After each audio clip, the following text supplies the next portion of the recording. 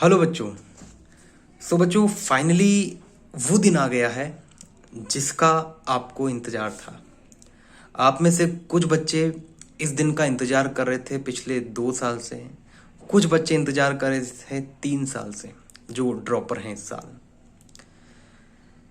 बच्चों, हमारे लिए कहना बहुत आसान होता है कि यार इस टाइम पर आप ऐसा कर लीजिए, इस टाइम पर आप ऐसा कर लीजिए। ये बहुत आसान काम है, लेकिन उसको इम्प्लीमेंट करना आपके लिए उतना ही डिफिकल्ट होता है।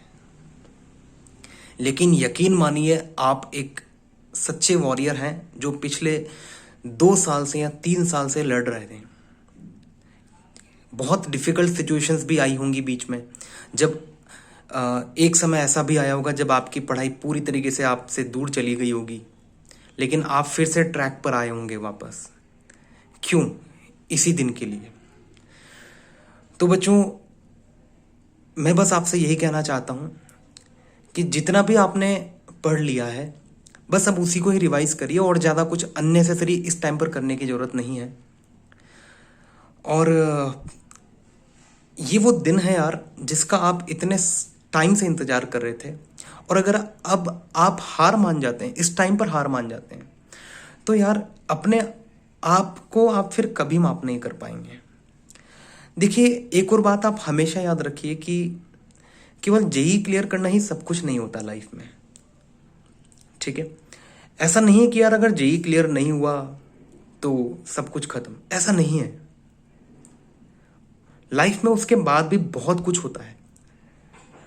केवल जेईई आपकी सक्सेस को डिफाइन नहीं करेगी, बट अगर आप किसी मंजिल पर पहुंचना चाहते हैं तो जेईई एग्जाम क्लियर होने से आप वहां पर थोड़ा जल्दी पहुंच जाएंगे। डेफिनेटली हर कोई चाहता है कि यार मैं अपनी मंजिल पर जल्दी से जल्दी पहुंचूं। और बच्चों, इसी का ही एक तरीका है ये जेईई का एग्ज़ाम क्लियर कर लेना। तो बस आप जेईई का एग्ज़ाम अगर क्लियर कर लेते हैं तो बहुत अच्छी बात है, और अगर नहीं हो पाता है तो भी घबराने की ज़रूरत नहीं है। आगे बहुत कुछ होता है बच्चों लाइफ में, सो डोंट वरी। अपने आप को डिमोटिवेट मत फील होने दीजिए, और उस सपने को याद करिए जो आपने देखा होगा जब आपने 11th क्लास में मैथ्स को एज ए सब्जेक्ट चूज किया था। कुछ ना कुछ तो आपके दिमाग में रहा होगा उस टाइम पर कि यार मुझे मैथ्स क्यों लेना है। तो बच्चों, वो जो सपना आपने 2 साल पहले या 3 साल पहले देखा था 11th क्लास में एडमिशन लेते टाइम, बच्चों उसको पूरा करने का समय आ चुका है। तो बस जी जान से जुट जाइए, परिणाम की चिंता मत करिए, बस अपना 100% दीजिए।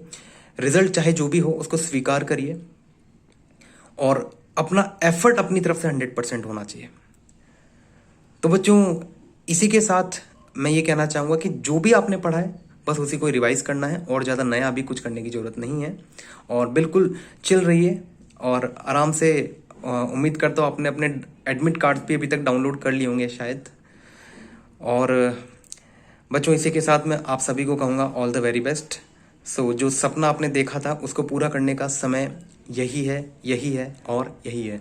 तो बच्चों, इसी के साथ आज पट्टे चक लेंडे। All the very best.